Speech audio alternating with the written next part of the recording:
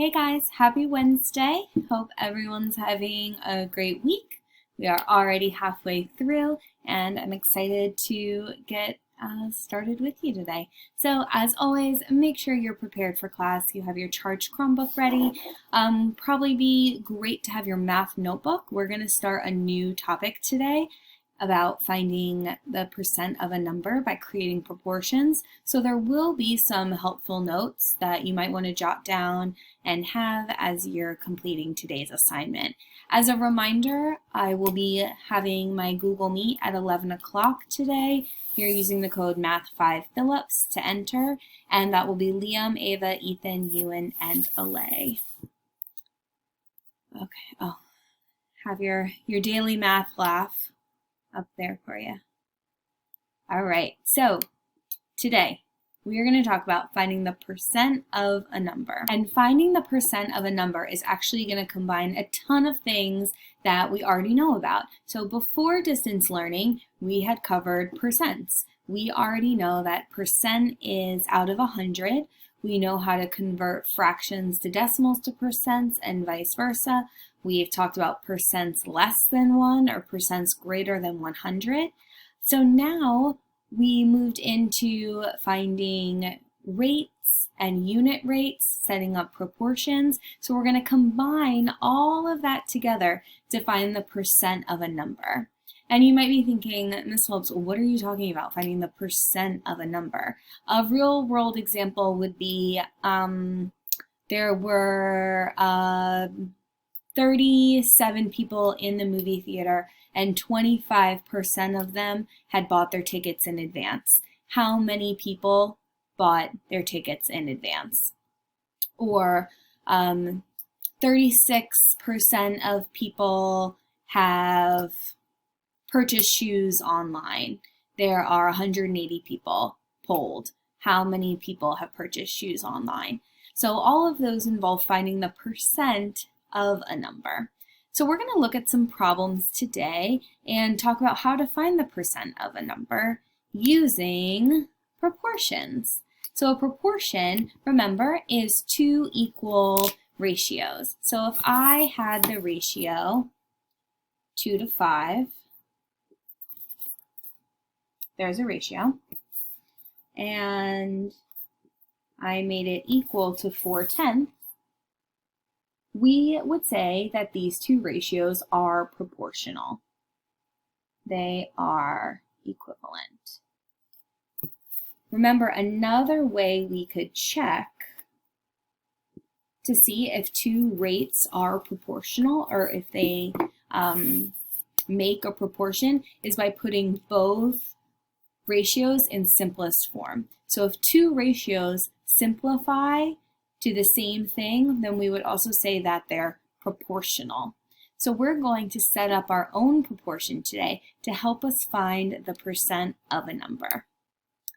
This is our big takeaway for today. So if you have your math notebook or you have a piece of paper that you're not going to lose or a sticky note you want to put in your notebook, pause the video, grab that now if you need to, because this is our important formula for finding percent of a number.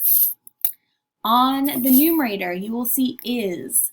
Is another way of saying a part of something. Of is going to represent our whole. And you already know that percents are always out of 100.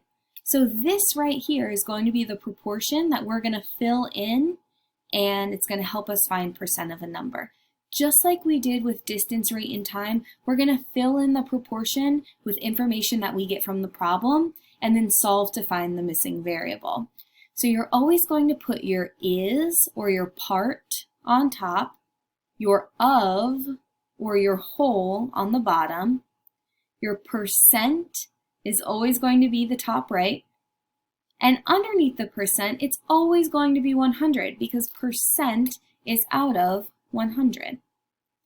So let's take a look and see this is in action.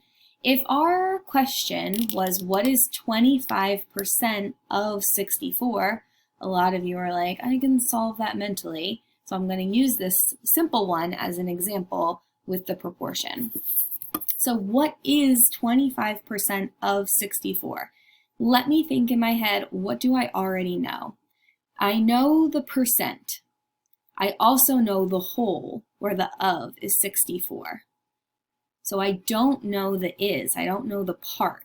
So I'm going to put x as my unknown over 64 because that's my whole, that's my of. I can see it right there in the problem. They give me the percent, 25%, and percent is always out of 100. So right there, I have my proportion. And now you know how to solve proportions. You've done this. You did this with distance, rate, and time. You know how to solve for x. You can be thinking, how do I get from 64 to 100? What am I going to multiply by?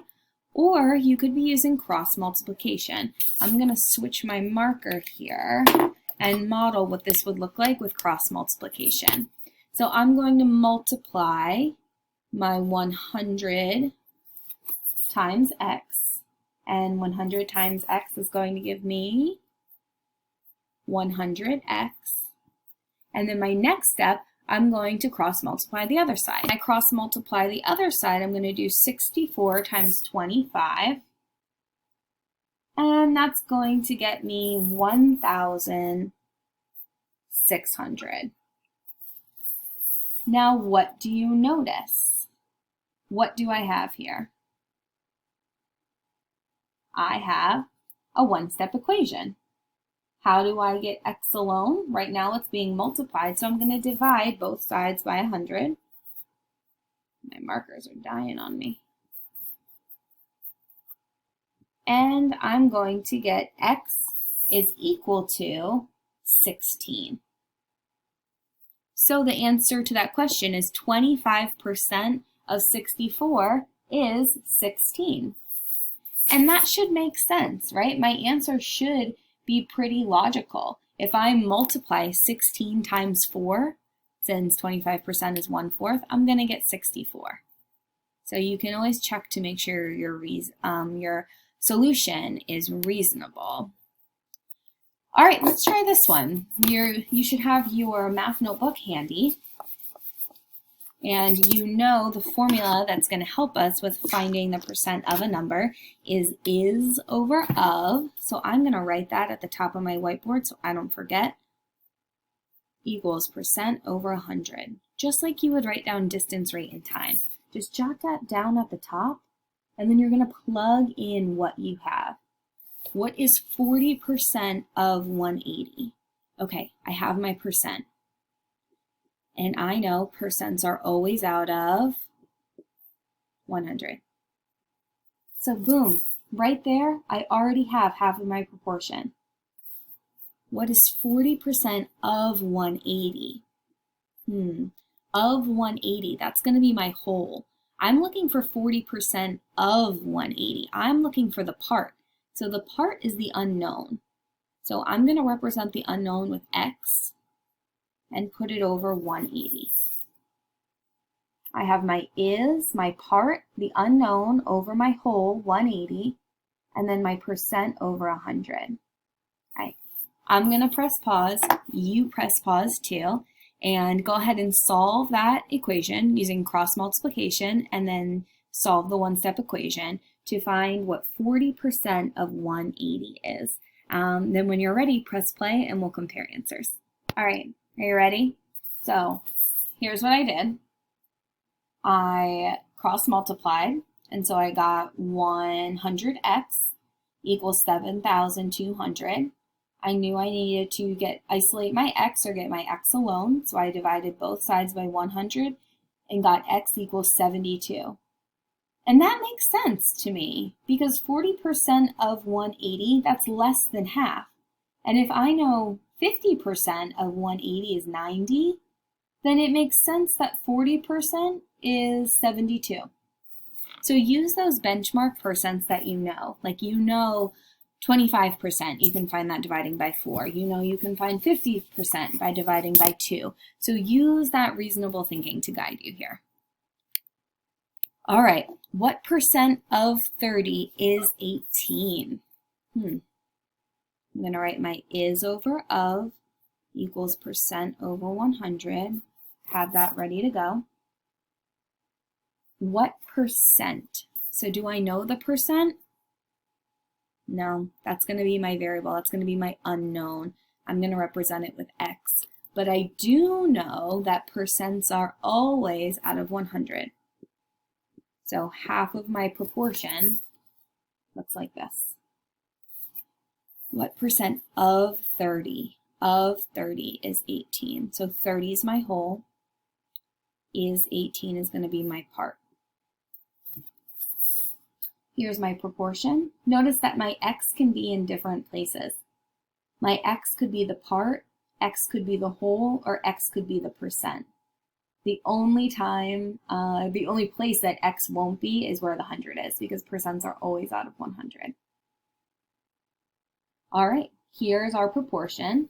We're going to pause, solve, and I'll see you guys back here momentarily. All right, let's check in with each other. Compare your work to mine. Do you agree? Do you disagree? And let's check to see if this is logical. So we're saying 60% of 30 is 18. Yeah, that makes sense because 50% of 30 is 15. So it would make sense that 60% of 30 is 18. Notice how I'm checking for reasonableness. I'm asking myself if my answer makes sense. Okay, we're going to pause there, or else this video is going to be like forever long. And don't worry, today is day 1 of 3 that we're going to focus on finding the percent of a number. The practice for the next 3 days, Wednesday, Thursday, Friday, it's all going to tie back into our understanding of proportions, rates, and percent. Again, we're combining, and one-step equations. We're combining so many skills we've been studying over the year into this one moment.